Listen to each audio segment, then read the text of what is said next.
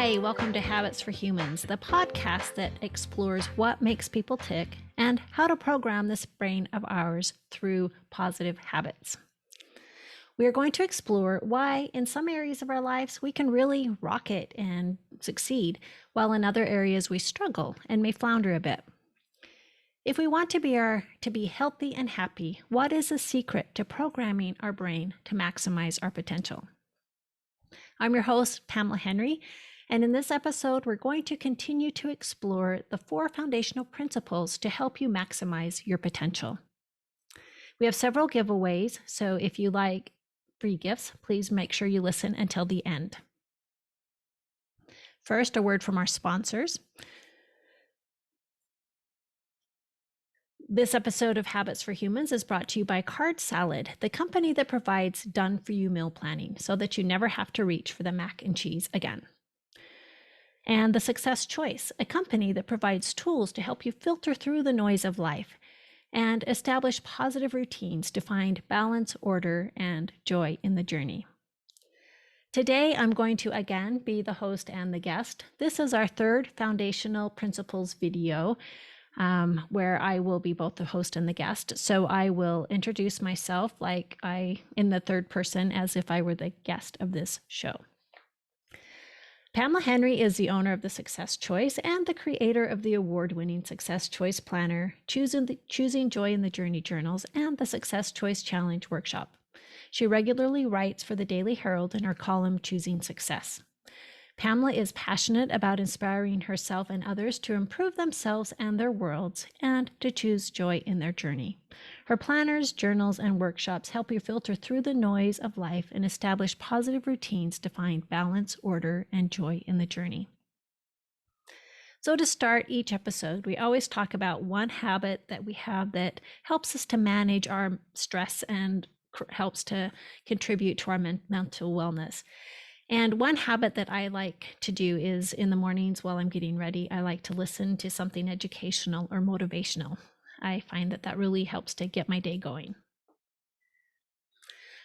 So, would you like to incorporate some positive habits into your life that help you to become your best self, that have become automatic so that you don't have to constantly think about them, so that you don't have to keep struggling with the same goals over and over? Then this episode is for you. In this episode, we're going to talk about why habits and routines are so important and why we often struggle to incorporate these habits and routines and how we can overcome this struggle and make these habits more automatic for ourselves. As Aristotle so wisely stated, we are what we repeatedly do. Excellence, then, is not an act, but a habit. So why are habits and routines so important? The first reason is that they contribute to our overall joy and happiness. Our daily habits determine how we feel at the end of the day and what we accomplish. If we want to get results that move us closer to our ideals, then it's our habits and choices that make all the difference. If you're familiar with Maslow's hierarchy of needs, he has a needs pyramid where at the top, the pinnacle of that pyramid is self-actualization, which is the desire to become the desire to be the most one can become. So if we aren't regularly growing and improving, we can feel like something is missing in our lives. In our last episode, we talked about the importance of setting goals and having something meaningful to work towards. But oftentimes, we don't stick with these goals because we haven't established habits and routines that support this change that we want to make in our lives. So it's important to take the time to sit down and set some routines and habits that are centered around what you value, centered around your goals. This really helps to shift the momentum in your life, and it contributes to your joy and your fulfillment. Habits and routines are powerful influences in our life, which leads to the second reason that habits are so important. It's because they help you to become more efficient. They actually help you to save energy and free up your mind to work on other things. 96% of what we do every day is automatic. This means that we don't have to think about it. Can you imagine if you had to think about every heartbeat, every breath, every time you needed to blink your eyes or digest your food? It would completely emotionally and physically exhaust you. These functions are set up to just run in the background so that your mind can be freed up to do other things. Our everyday routines also become automatic. Recently, I taught my daughter how to drive, and I had to really intentionally think about every little step that has become so automatic for me. Like when you get in the car, you put on your seatbelt and you put your foot on the brake. You start the car and you adjust your rearview mirror. You check your surroundings. You take off the emergency brake, put the car in reverse. These are all actions that happen even before you leave your driveway. For me now, sometimes I get in the car and it seems like I just magically appear at my destination because these things have become so automatic for me now.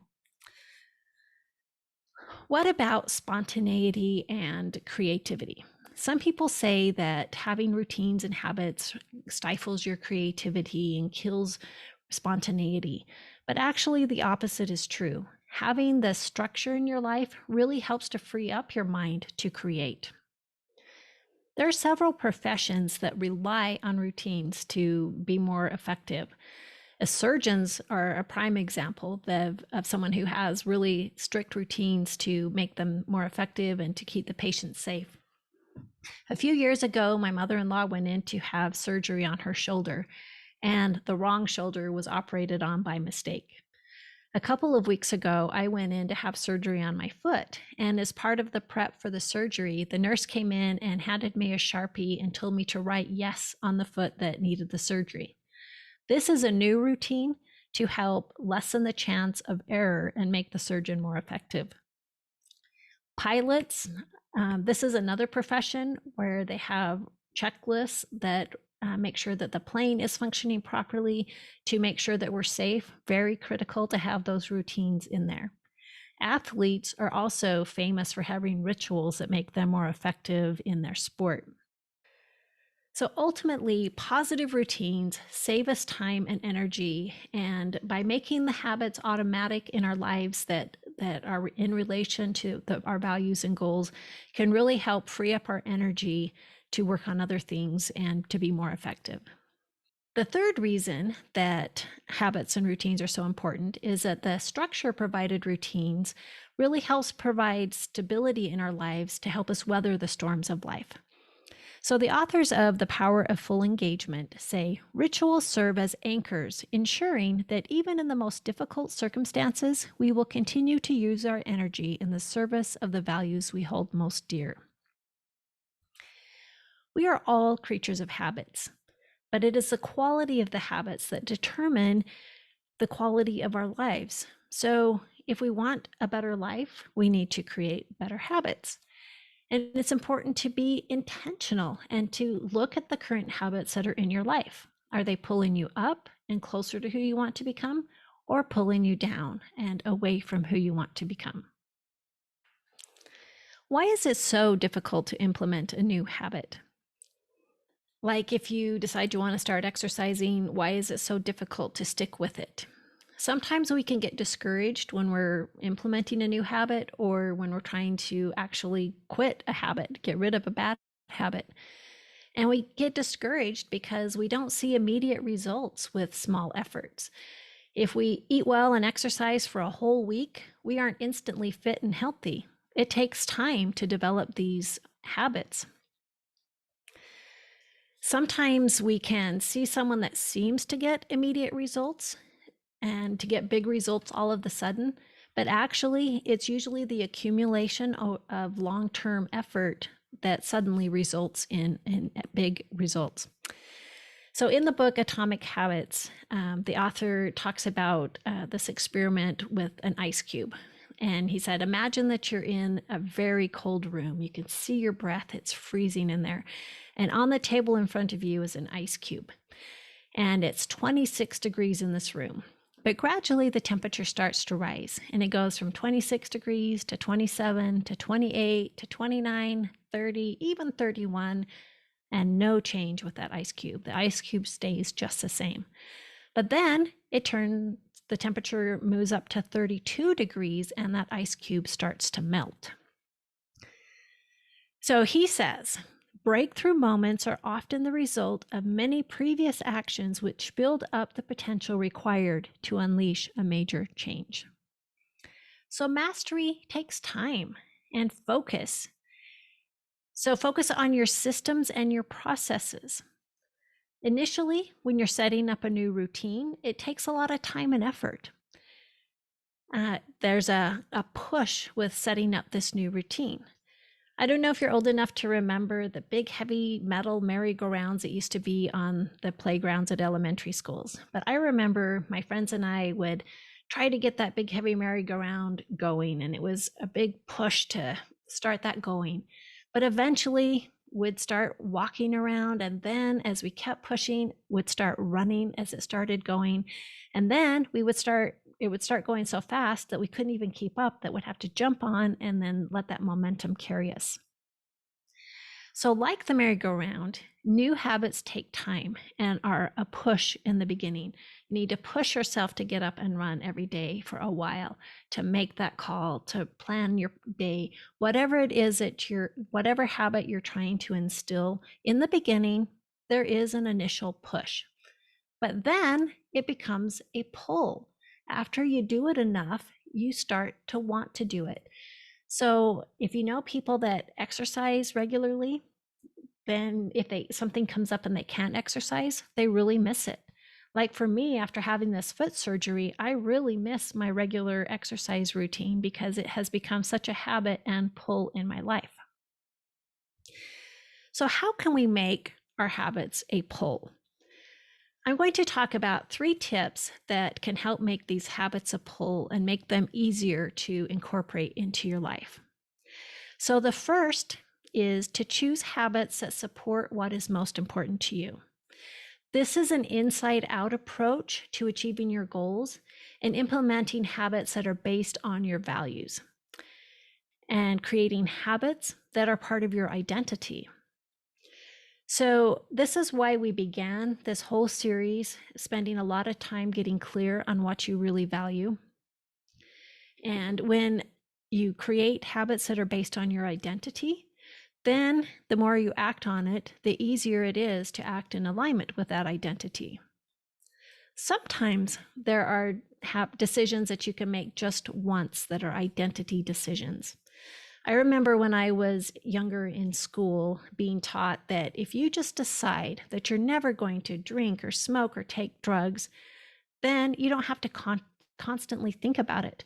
If you're faced with that opportunity, you can just say no because you have decided that this isn't who you are. This isn't part of your identity and you're not going to do it. I have friends who run every morning. They run rain, shine, sleet, whether they're traveling, whatever the circumstance, they get up and run every morning. It's not just a habit, it's part of their identity. They are runners. They don't have to get up every morning and say, do I feel like running today? Do I have time? Do I want to? No, instead, this is who they are. They're runners. They have decided that they run every day. They don't have to waste time and energy deciding and debating with themselves. What can you commit to today that can take you closer to your ideals? True behavior change is identity change. You can start a new behavior based on motivation, but you don't usually stick with it based on motivation. You stick with it when it becomes part of your identity or part of your lifestyle. So you can first think about what your ideal is. Let's say you have the ideal that you want to be fit and healthy. And you can think about what the identity would be of a fit and healthy person. So if you feel like you're not actually there yet, you can, when faced with a decision, you can ask yourself, what would a fit, healthy person do in this situation? Recently, I went to a holiday party where I noticed, I was paying attention, and some of my most fit and healthy friends really focused on the conversations and the interactions with others and not on the treat table. They usually would just grab a glass of water to walk around while they talked to people, Or maybe they'd get a plate with some veggies and dip, or maybe just one small treat that they carried around the whole time and just really focused on those interactions with others, while others seem to focus mostly on the treats. So if you are, whatever habit is that you're trying to instill, or whatever the new identity you're trying to adopt for yourself, if you're struggling, you can ask yourself, what would someone who has mastered this do in this situation? And sometimes that can help you. So when creating a new habit, it is more likely that you're going to stick with that new habit if it's not too difficult. So this leads us to our second tip, which is to start small. So if you wanted to stay with the analogy of exercise, if you want to start exercising in the mornings, you could start out by just laying out your exercise clothes the night before. Or when you get up in the morning, putting on your running shoes. BJ Fogg, in his book Tiny Habits, says, keeping changes small and expectations low is how you design around fair weather friends like motivation and willpower. When something is tiny, it is easy to do, which means that you don't need to rely on the unreliable nature of motivation. So our third tip now for creating these habits and making them automatic is to link the new behavior with something. So maybe link it with something that you already do routinely, or link it with a specific time and place. So I'm going to give you some examples. So these are some examples of things that you already do routinely that you could link a behavior to. So let's say, for example, that you want to do a yoga stretch right after you brush your teeth in the morning. Or you could listen to something educational while you're driving to work. Or you could write for 10 minutes a day, you could write for 30 minutes a day right after breakfast. Or work out right after you drop your kids off at school. Or make 10 client calls right after lunch. Now I'll give you a few examples of some things that you can do based on place and time. So maybe you want to write each morning in your office from 10 till noon. Or you might want to plan your upcoming week while you're sitting at your desk before you leave work at 5 o'clock on Friday afternoon. Or maybe when you get into bed each night, you might pull out your planner or journal and write down 3 things that went well that day. These are just ideas to get you thinking. So think of your own activities and what you might be able to link them to. It could be something that you already do routinely, or it could be a place or a time. It can also be helpful to think about activities linked with the different areas of your life that are daily, weekly, monthly, and quarterly. So let's say that you have the ideal in the area of balance, health and physical, of I'm fit and healthy and have abundant energy. I love how I look. A daily activity could be exercise. Weekly, create a healthy menu plan for the week. Monthly, weigh in at a support group. And quarterly, sign up for a race or competition. Under Organize Beautify, let's say that you have the ideal of my home and yard are beautiful, inviting, and orderly. My home is a comfortable haven from the stresses of the world. Daily, you might make your bed, tidy, sweep, and wash your dishes. Weekly, you might check off your weekly cleaning to-dos in your planner. Monthly, you might deep clean an area of your house, like maybe wash your windows or clean your upholstery.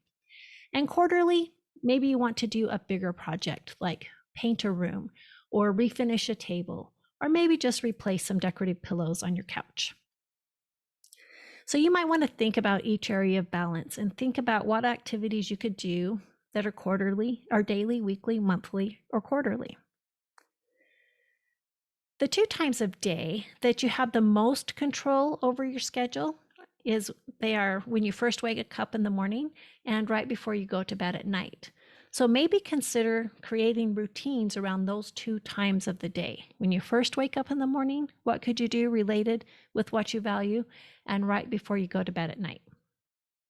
So just to give you an example, I'll talk about a few of my routines and how they link to some of my values.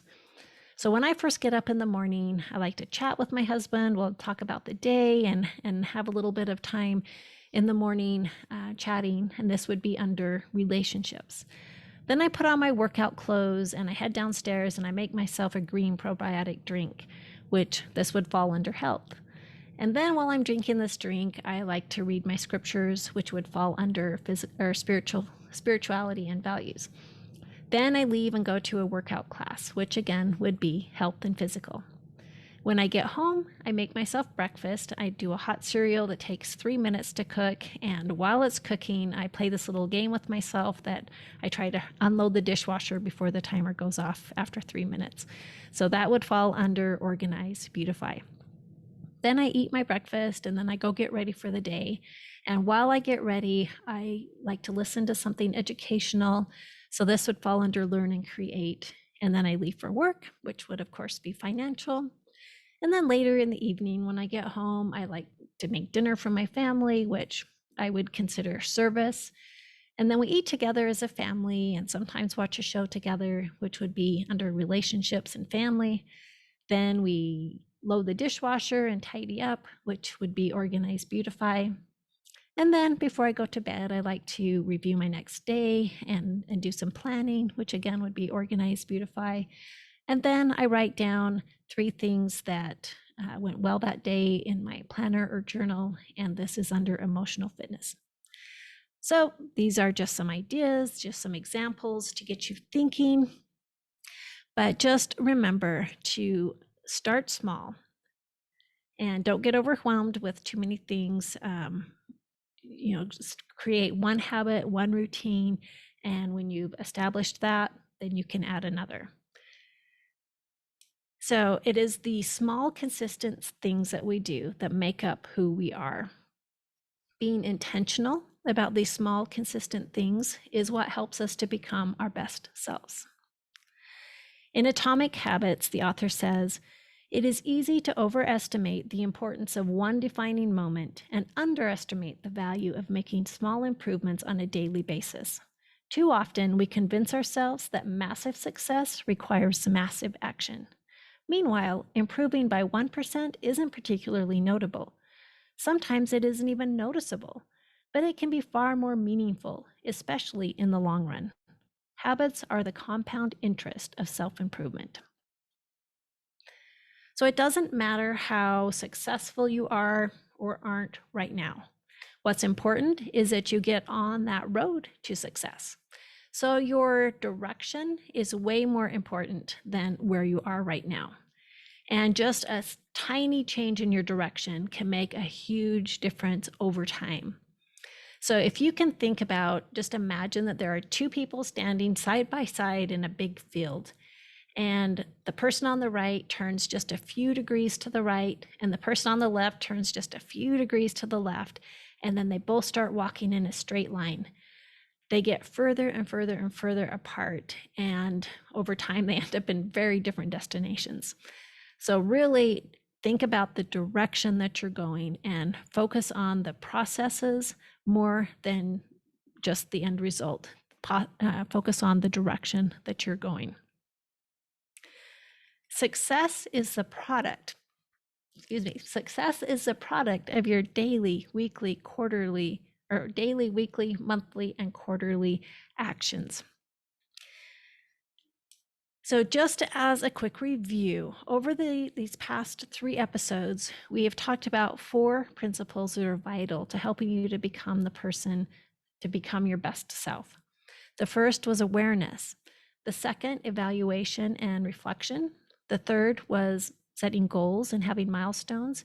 And the fourth was establishing positive routines and habits and making them automatic. In the first episode, we really went into depth in creating awareness around each of the areas of balance and reflecting on where you are, where you want to be, and what you truly value in each of those areas of balance.